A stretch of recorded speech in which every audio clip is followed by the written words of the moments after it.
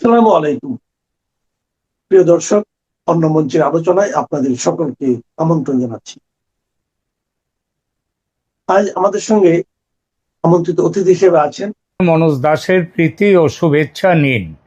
শুভেন্দু অধিকারীর নেতৃত্বে রাজ্যের প্রথম বিজেপি সরকার মাঠে নেমেই একেবারে ক্রিকেটের পরিভাষায় যাকে বলে ঝোড়ো ব্যাটিং তাই শুরু করে দিয়েছে। যেসব ব্যাপার চৌঠা মের আগে ভাবা যেত না সেসব কাজ হচ্ছে। যাদের স্বার্থে ঘা লাগছিল আগে তারা যে এখন প্রতিবাদ করেনি তা নয়। ফলতা, রাজাবাজার, পার্ক সার্কাস, বারুইপুর সব জায়গায় চেষ্টা হয়েছে একটা গোলমাল পাকাবার, কিন্তু সে প্রতিবাদ দানা বাঁধেনি। এমনকি এই যে গুন্ডা দমন আইন লাগু হয়ে গেল রাজ্যে, তার বিরুদ্ধেও প্রতিবাদের বাজার একেবারে ঠান্ডা।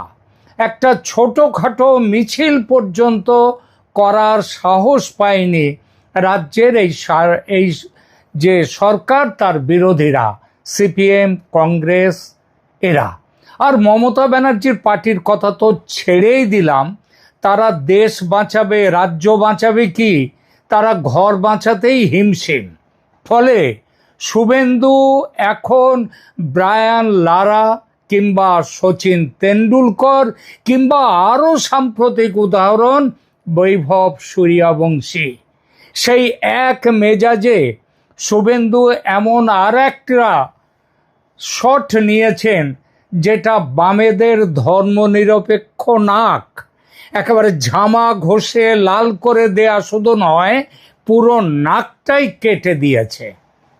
আর মমতার দল তো নিজেরাই নিজেদের কাপড় খুলছে, সেখানে বিজেপির কি আর দরকার।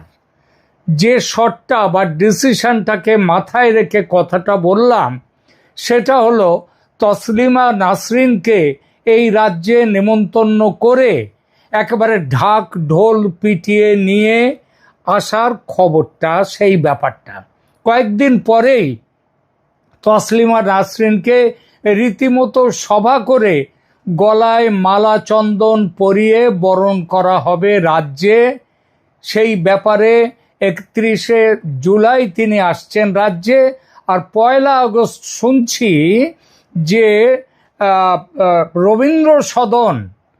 রবীন্দ্র সদনে তাকে সমাদর করা হবে, অভ্যর্থনা করা হবে। কাকে? তসলিমা নাসরিনকে। আর কে করবেন তাকে বরণ সমাদর? কে করবেন? স্বয়ং রাজ্যের মুখ্যমন্ত্রী শুভেন্দু অধিকারী। ইতিহাসের চাকা যে এভাবে একেবারে উল্টো দিকে ঘুরে যাবে, আর সেটা যে বিজেপির মতো প্রতিক্রিয়াশীল অশিক্ষিত গোবলয়ের দল, গোবলয়, উত্তর দিকের উত্তরপ্রদেশ ইত্যাদি উত্তরের রাজ্যগুলোকে আমরা আমাদের বাঙালি গর্ব করে বলি গোবলয়ের দল। তারা যদি বলতো আমাদেরকে ছাগল বলয়ের দল, ছাগ বলয়ের দল, সেটা বোধহয় খুব একটা ভুল হতো না। তো যাই হোক, বিজেপির মতো প্রতিক্রিয়াশীল অশিক্ষিত গোবলয়ের দল কিংবা বাংলার সর্বনাশের অন্যতম খলনায়ক জ্যোতি বসু যে দলকে একদা বলেছিলেন বর্বরদের দল, সেই বর্বরদের দলের হাত ধরে পশ্চিমবঙ্গে এক নতুন রাজনীতি যে ঘুরবে, সমাজনীতি, বৌদ্ধিক নীতি যে ঘুরবে, এটা তো ভাবনাতেও আসেনি। অথচ তাই হচ্ছে। সব দেখে শুনে বলা যায় রাজ্যের বিজেপি সরকারের এই তসলিমা আখ্যান, এটা এক ঢিলে অনেক পাখি মারা। এখনকার প্রতিবেদন এই বিষয়টি নিয়ে সঙ্গে থাকবেন। যে খবর পাচ্ছি, প্রায় 2 দশক পর তসলিমা নাসরিন আগামী 31শে জুলাই 2026 কলকাতায় আসছেন এবং 1লা আগস্ট রবীন্দ্র সদনে ধর্মনিরপেক্ষ মিশন নামে একটি সংগঠনের আয়োজিত অনুষ্ঠানে তিনি যোগ দেবেন।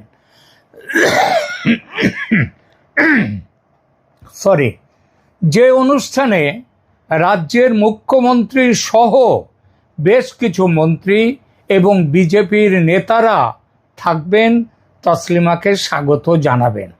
এই ঘটনার তাৎপর্য কিন্তু ছোট্ট নয়, বিশাল।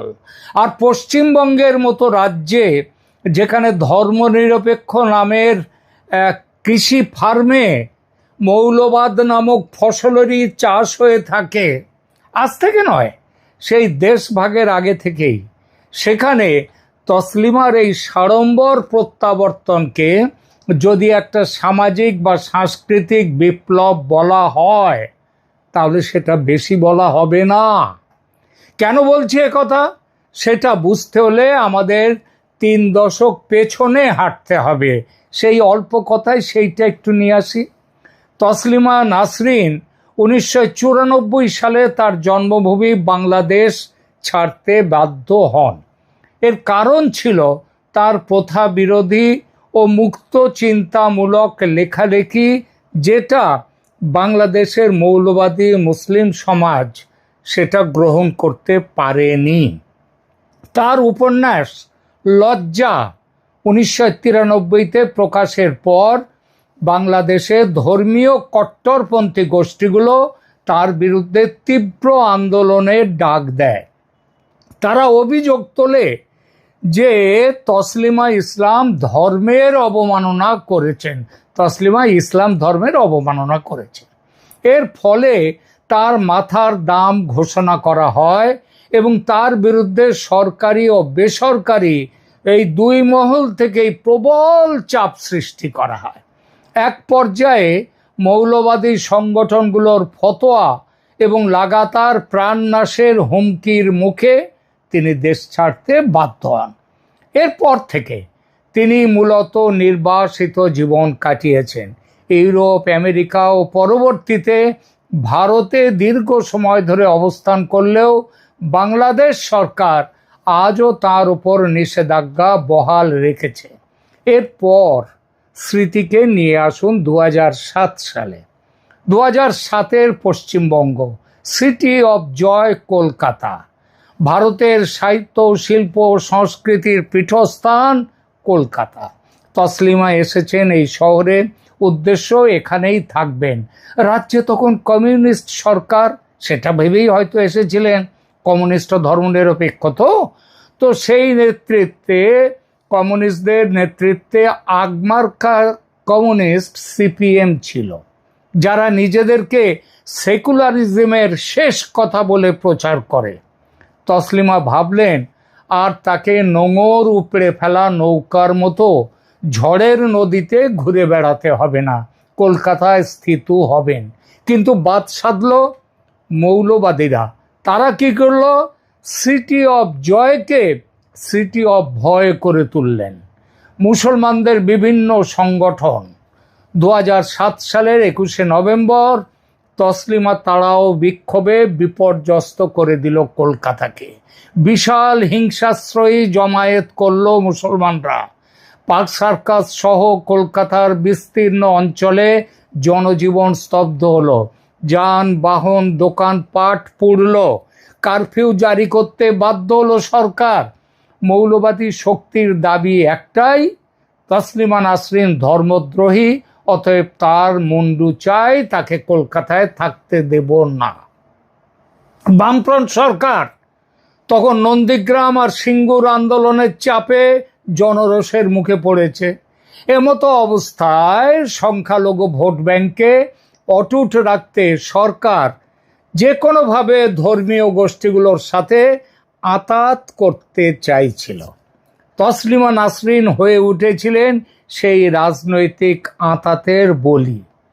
বুদ্ধদেব ভট্টাচার্য সরকার আইন শৃঙ্খলার দোহাই দিয়ে তসলিমাকে কার্যত ঘরবন্দি করে ফেলেছিল। শেষ পর্যন্ত 21শে নভেম্বর 2007-এ কলকাতার ওই সহিংস দাঙ্গার পরিস্থিতির ফলে এটা ছিল সরকার আরো বড় ভয় পেয়ে গেল। সরকার তখন নিরাপত্তার অজুহাতে তাকে শহর ছাড়তে বাধ্য করে, যা ছিল ওই কমিউনিস্টদের রাজনৈতিক আত্মসমর্পণ। কিভাবে তাড়ানো হয়েছিল? রাজ্য প্রশাসন তাকে সরাসরি বহিষ্কার বলেনি, কিন্তু এমন পরিস্থিতির সৃষ্টি করেছিল যেখানে তার পক্ষে থাকাটা অসম্ভব হয়ে পড়ে। রাজ্য পুলিশ নিষ্ক্রিয় হয়েছিল আর দাঙ্গা একেবারে নিমন্ত্রণ করে নিয়ে আসছিল সরকার যে তোমরা এসো দাঙ্গা করো। এই সুযোগ দিয়ে মৌলবাদী গোষ্ঠীগুলোকে রাজপথে খোলা ছুট দিয়ে দিয়েছিল পশ্চিমবঙ্গের বাম সরকার। শেষ পর্যন্ত কঠোর গোপনীয়তার মধ্য দিয়ে তাকে প্রথমে রাজস্থানে এবং পরে ভারতের বাইরে পাঠাতে বাধ্য করা হয়েছিল। এটি ছিল একটি গণতান্ত্রিক সরকারের জন্য চরম ব্যর্থতা, কারণ তারা একজন নাগরিক বা অতিথির বাক স্বাধীনতা রক্ষা করার চেয়ে নিজেদের রাজনৈতিক অস্তিত্ব রক্ষাকে অগ্রাধিকার দিয়েছিল, আত্মসমর্পণ করেছিল ইসলামী মৌলবাদের কাছে। মৌলবাদের কাছে এভাবে আত্মসমর্পণ করেও যদিও শেষ রক্ষা হয়নি কমিউনিস্টদের। 2011-য় তাদের হটিয়ে মমতা ব্যানার্জির তৃণমূল কংগ্রেস দখল করলো রাজ্যের ক্ষমতা। আর ক্ষমতায় টিকে থাকার জন্যে তারা আরও বেশি নির্ভর করলো মুসলিম ভোটের ওপর, মৌলবাদের ওপর। তাদের দীর্ঘ 15 বছরে এই রাজ্য বা কলকাতায় আসার চিন্তা তসলিমাও করেননি, আর কোনো দিক থেকে ওটা সম্ভবও ছিল না, কারণ মৌলবাদের কাছে পশ্চিমবঙ্গের সরকার পুরোপুরি সারেন্ডার করে দিয়েছিল। এই প্রেক্ষাপটে যখন রাজ্যে মমতা ব্যানার্জির সরকার চলে গেছে, সিপিএম বামফ্রন্ট তারাও প্রান্তিক শক্তি হয়ে গেছে, ক্ষমতায় 2/3 সংখ্যাগরিষ্ঠতা নিয়ে চলে এসেছে বিজেপি, শুভেন্দু অধিকারীর নেতৃত্বে নতুন সরকার স্থাপিত হয়েছে রাজ্যে, তখন তসলিমা নাসরিনের এই প্রত্যাবর্তনকে কেবল একটি সাধারণ ফিরে আসা হিসেবে দেখলে ভুল হবে। এর গভীর তাৎপর্য রয়েছে, কারণ বর্তমান বিজেপি সরকার তসলিমা নাসরিনের আগমনকে শুধু যে প্রশ্রয় দিচ্ছে তা নয়, তার এই আগমনের পেছনে রয়েছে সরকারের সুনির্দিষ্ট কিছু বার্তা। তসলিমা নাসরিনকে রাজ্য সরকারের আনুষ্ঠানিকভাবে অভ্যর্থনা জানানো এবং মুখ্যমন্ত্রী শুভেন্দু অধিকারীর উপস্থিতিতে রবীন্দ্র সদনের মতো জায়গায় তাকে সম্বর্ধনা দেওয়ার বিষয়টিকে বিভিন্ন দৃষ্টিকোণ থেকে ব্যাখ্যা করাই যায়। সবার আগে বলি, বাংলাদেশের প্রতি কি একটি বার্তা দেয়া হলো? এটি অবশ্যই বাংলাদেশের জন্যও একটি শক্তিশালী প্রতীকী বার্তা গেল। বর্তমান বিজেপি সরকার তসলিমাকে স্বাগত জানিয়ে পরোক্ষভাবে এটাই বুঝিয়ে দিল বাংলাদেশকে যে তারা দক্ষিণ এশিয়ায় মৌলবাদ বিরোধী লড়াইয়ে তসলিমা নাসরিনের অবস্থানকে নৈতিক সমর্থন দিচ্ছে। এটি বাংলাদেশের রাষ্ট্রের যারা নীতি নির্ধারক তাদের জন্য একটি বড় অস্বস্তির কারণ হতে পারে, যারা তসলিমাকে বিতর্কিত বলে দূরে রেখেছিল, মৌলবাদের চাপে তসলিমাকে দেশ থেকে তাড়িয়ে দিয়েছিল। এটা কি বাংলাদেশের সাথে সংঘাতের বার্তা দিচ্ছে? না, সরাসরি কোনো সংঘাত বা যুদ্ধের বার্তা নয়, তবে এটি মতাদর্শিক সংঘাতের একটি বহিঃপ্রকাশ। বিজেপি সরকার এই পদক্ষেপের মাধ্যমে স্পষ্ট করছে যে তাদের কাছে মত প্রকাশের স্বাধীনতা ও উদারনৈতিক মূল্যবোধ খুব বড় ইস্যু। এটা দুই দেশের সম্পর্কের সমীকরণে কট্টরপন্থীদের প্রভাব কমিয়ে জাতীয়তাবাদী ও উদারপন্থী রাজনীতির মেরুকরণকে, জাতীয়তাবাদী এবং উদারপন্থী রাজনীতিকে ফিরিয়ে নিয়ে আসবে এবং রক্ষণশীল রাজনীতির বিরুদ্ধে মেরুকরণকে স্পষ্ট করে তুলবে। এছাড়া মত প্রকাশের স্বাধীনতার পুনঃপ্রতিষ্ঠা, সেটাও এই বার্তার মধ্যে তসলিমা নাসরিনকে দিয়ে দিতে চাইল বিজেপি সরকার। নৈতিকভাবে এটি একটি দীর্ঘ প্রতীক্ষিত ঘটনা। দীর্ঘ 20 বছর একজন লেখককে তার প্রিয় শহরে আসতে না দেয়াটা যে চরম অবিচার ছিল, এই সফরের মাধ্যমে তার একটি প্রতীকী অবসান ঘটছে। প্রতীকী নয়, তিনি এখানেই থাকবেন। মৌলবাদ বনাম উদারতাবাদ, সেই লড়াইটাও এলো সামনে।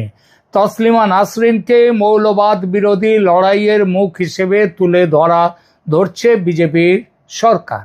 এটি ধর্মীয় রক্ষণশীলতার বিরুদ্ধে একটি বৃহত্তর বুদ্ধিবৃত্তিক লড়াইয়ের ইঙ্গিত দেয়। আবার বলি, এই ইঙ্গিত শুধু যে ইসলামী উগ্রপন্থীদের জন্য তা নয়, এই ইঙ্গিত কিন্তু ধর্ম নিয়ে যারা বিজেপির মধ্যেও যারা হার্ডকোর লাইনে আছে তাদের কাছেও এই ধর্ম।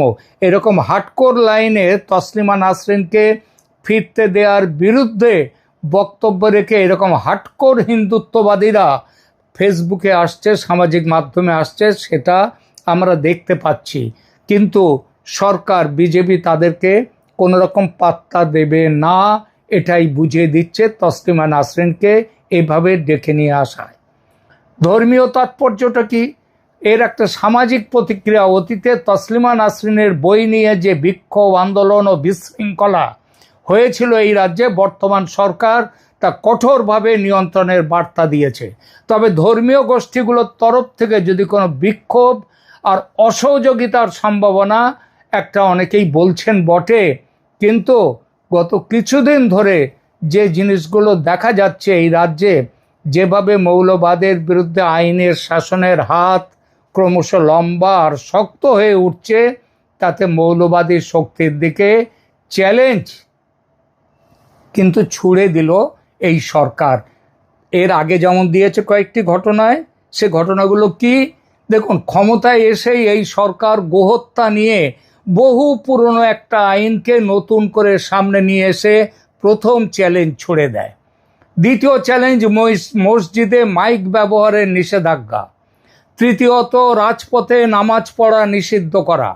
চতুর্থত, পাক সার্কাসে বুলডোজার ব্যবহারের বিরুদ্ধে প্রতিবাদকে দমন করা। পঞ্চমত, কলকাতা বিমানবন্দরের ভেতরে থাকা মসজিদকে বন্ধ করে দেয়া ইত্যাদি। সরকার বুঝিয়ে দিয়েছে আইনের শাসন প্রতিষ্ঠায় কোনো চাপের কাছে ঘাড় নোয়াবে না এই সরকার।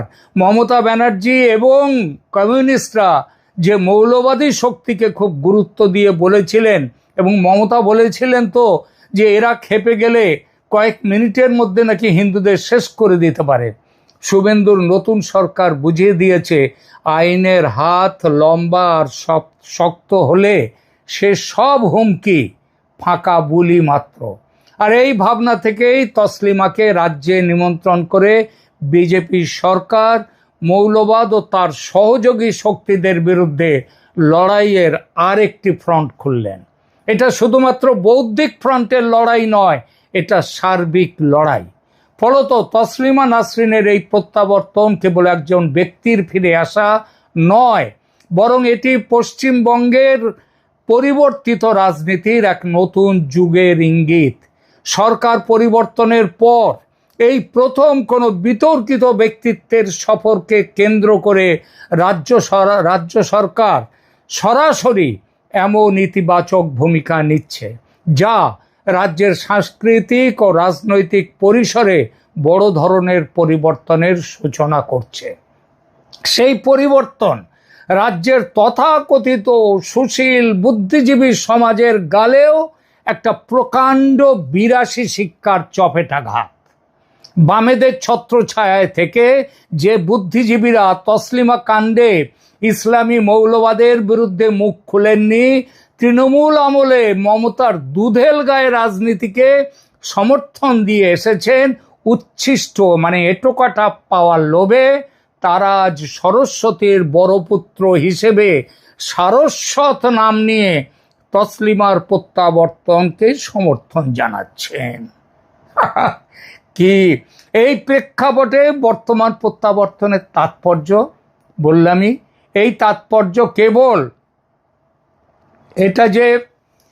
এটা তাহলে কি কি দাঁড়ালো তাৎপর্যগুলো? এক হচ্ছে বামপন্থার রাজনৈতিক দেউলিয়াত্ব বনাম বিজেপির রাজনৈতিক চাল, সেটা এখানে বুঝিয়ে দিল।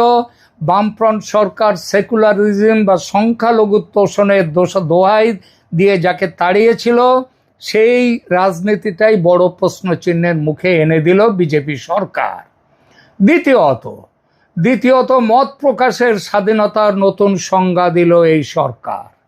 তসলিমা নাসরিনকে ফিরিয়ে আনার মাধ্যমে বিজেপি সরকার একটি সাহসী বার্তা দিল, যে কোনো ধরনের ধর্মীয় উগ্রপন্থাকে, আবার খেয়াল করবেন, শুধু মুসলিম নয়, ইসলামী মৌলবাদ নয়, উগ্রবাদ নয়, যে কোনো ধর্মীয় উগ্রপন্থাকে এই সরকার প্রশ্রয় দেবে না। ঠিক আছে, এটা দেখালো। এবং তারপরে কি আছে, ইতিহাসের পুনরাবৃত্তি বনাম পরিবর্তনের দাবি, এবং এই দাবিতে ইতিহাসের পুনরাবৃত্তি না ঘটিয়ে একজন বুঝিয়ে দিল এই সরকার যে এই সরকার নতুন ইতিহাস তৈরি করবে। তসলিমার প্রত্যাবর্তন প্রমাণ করে যে রাষ্ট্র চাইলে যে কোনো অশুভ শক্তিকে দমন করতে পারে যদি রাজনৈতিক সদিচ্ছা থাকে। তসলিমা নাসরিনের প্রস্থান ছিল পশ্চিমবঙ্গের রাজনীতিতে রাষ্ট্রের নতি স্বীকারের প্রতীক, মৌলবাদের উত্থানের প্রতীক, আর তার প্রত্যাবর্তন হলো রাজনৈতিক শক্তিমত্তার প্রদর্শনী। একজন লেখকের ঘরে ফেরা মনে হতে পারে এই ঘটনাটা, কিন্তু এটি আসলে বহু দশকের রাজনৈতিক বিবর্তনের একটা চূড়ান্ত মাইল ফলক। বর্তমান সরকার এই ঘটনাকে কাজে লাগিয়ে তাদের রাজনৈতিক আধিপত্যকে সুসংহত করার পাশাপাশি পশ্চিমবঙ্গের রাজনৈতিক ইতিহাসকে নতুন করে লিখছে। আমি ব্যক্তিগতভাবে বিশ্বাস করি বিজেপি তার এই প্রচেষ্টায়, এই লেখায় ইতিহাসকে নতুন করে লেখা, ভবিষ্যৎকে নতুন দিশা দেওয়ার এই প্রচেষ্টায় সফল হবে। দর্শক, আপনি কিভাবে দেখছেন বিষয়টি কমেন্ট করে জানান। এই প্রতিবেদন ভালো লাগলে লাইক দিন, শেয়ার করুন এবং অবশ্যই চ্যানেল সাবস্ক্রাইব করে পাশে থাকুন। ধন্যবাদ।